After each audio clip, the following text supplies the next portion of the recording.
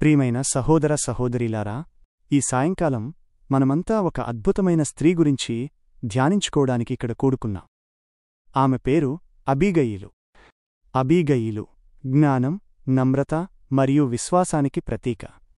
1. ఆమె జీవితం మైనస్ వైరుధ్యాల కలయిక.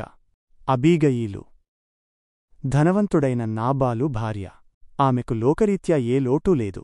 ఆమె చాలా తెలివైనది. 1 సమూయేలు 25:3. మంచి గ్రహింపు ఉన్నది మరియు అందమైన ముఖం కలది. కాని ఆమె జీవితంలో ఒక పెద్ద లోపముంది. అది ఆమె భర్త నాబాలు. అతని పేరుకి అర్థం మూర్ఖుడు. నబాల్ హీబ్రూ నాజెజ్. అతని పేరుకు తగ్గట్టే అతను మొండివాడు, త్రాగుబోతు మరియు దుర్మార్గుడు. ఒక మంచి భార్యకు ఒక మంచి భర్త దొరకాలి. కాని అబీగయీలు విషయంలో అలా జరగలేదు. ఆమెకున్న మంచి లక్షణాలన్నీ ఆమె దుర్మార్గుడైన భర్త పక్కన నిస్సహాయంగా కనిపించాయి. కాని అబీగయీలు తన బలహీనతను దేవుని బలంగా మార్చుకుంది. 2. సంక్షోభంలో ఆమె జ్ఞానం.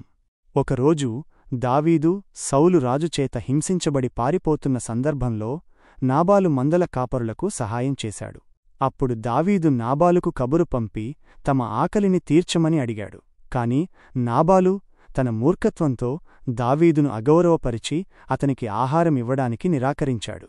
దావీదుకు కోపమొచ్చింది. అతను తన 400 మంది అనుచరులతో నాబాలు కుటుంబాన్ని నాశనం చేయడానికి బయల్దేరాడు. ఇది ఒక విపత్తు. అటువంటి సమయంలో నాబాలు సేవకుల్లో ఒకడు అబీగయీలు దగ్గరకు వచ్చి జరిగినదంతా చెప్పాడు. అబీగయీలు ఆ సమయాన్ని వృధా చెయ్యలేదు. ఆమె తక్షణమే స్పందించింది. ఆమె విస్తారమైన ఆహార పదార్థాలను సమకూర్చి దావీదును కలుసుకోవడానికి బయలుదేరింది. ఆమె తన భర్తకు తెలియకుండానే ఈ పని చేసింది. ఎందుకంటే మూర్ఖుడితో వాదించడం వ్యర్థమని ఆమెకు తెలుసు. సామెతలు 17:13లో చెప్పినట్లు, కీడుకు ప్రతిగా కీడు చేయువాని ఇంటిలో నుండి కీడు తొలగదు. 3. నమ్రతతో కూడిన ప్రవర్తన. దావీదును కలుసుకున్న అబీగయీలు గుర్రం మీద నుండి త్వరగా దిగి సాష్టాంగ నమస్కారం చేసింది.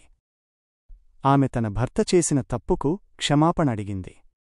ఆమె ఇలా చెప్పింది: నాబాలును పట్టించుకోవద్దు. అతని పేరుకు తగ్గట్టే అతను మూర్ఖుడు. అబీగయీలు తన భర్తను సమర్థించుకోలేదు. అతని తప్పును దాచడానికి ప్రయత్నించలేదు. ఆమె దావీదుతో చాలా గౌరవంగా మాట్లాడింది. ఆమె దావీదును నా ఏలికా అని సంబోధించింది. ఆమె దేవుడు దావీదును రాజుగా ఎన్నుకున్నాడని తెలుసుకుని అతన్ని అగౌరవపరిచే ఏ పని చేయవద్దని దావీదును వేడుకుంది. ఆమె మాటలు దావీదు హృదయాన్ని తాకాయి. అతను నాబాలును నాశనం చేయాలనే ఆలోచనను విరమించుకున్నాడు. అబీగయీలు తన నమ్రతతో, తెలివైన మాటలతో తన కుటుంబాన్ని నాశనం నుండి రక్షించుకుంది. 4. మనకు అబీగయీలు నుండి నేర్చుకోవాల్సినవి. జ్ఞానంతో వ్యవహరించడం. మన జీవితంలో సంక్షోభాలు వచ్చినప్పుడు అబీగయీలులాగా మనం జ్ఞానంతో వ్యవహరించాలి. తొందరపడి నిర్ణయాలు తీసుకోకూడదు. నమ్రత కలిగి ఉండడం, ఇతరులను గౌరవించడం, మన తప్పులను ఒప్పుకోవడం చాలా ముఖ్యం. నమ్రత మనల్ని చాలా ప్రమాదాల నుండి కాపాడుతుంది. విశ్వాసంతో జీవించడం. అబీగయీలుకు దేవుని వాక్యంపై నమ్మకముంది. ఆమె యెహోవా నిన్ను గూర్చి సెలవిచ్చిన మేలంతటినీ నీకు చేసి నిన్ను ఇశ్రాయేలీలకు అధిపతిగా నియమించిన తరువాత 1 సమూయేలు 25:30 అని చెప్పినప్పుడు దేవుడు దావీదుకు చేసిన వాగ్దానాలను గుర్తుచేసింది. ఇది ఆమె విశ్వాసానికి నిదర్శనం. క్షమించడం.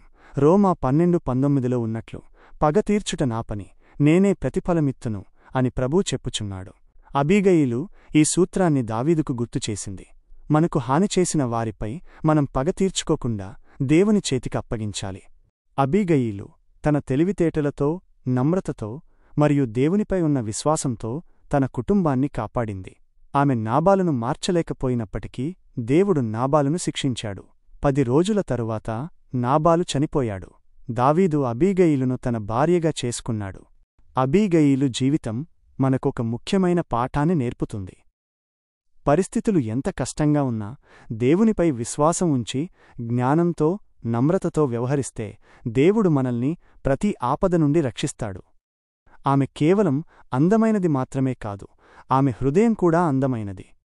ఆమె నిజంగా ఒప్పించడంలో కళాకారిణి, queen of the art of persuasion. ఈరోజు మన జీవితంలో కూడా ఇలాంటి అబీగయిలు లాంటి పాత్రను పోషించాలి.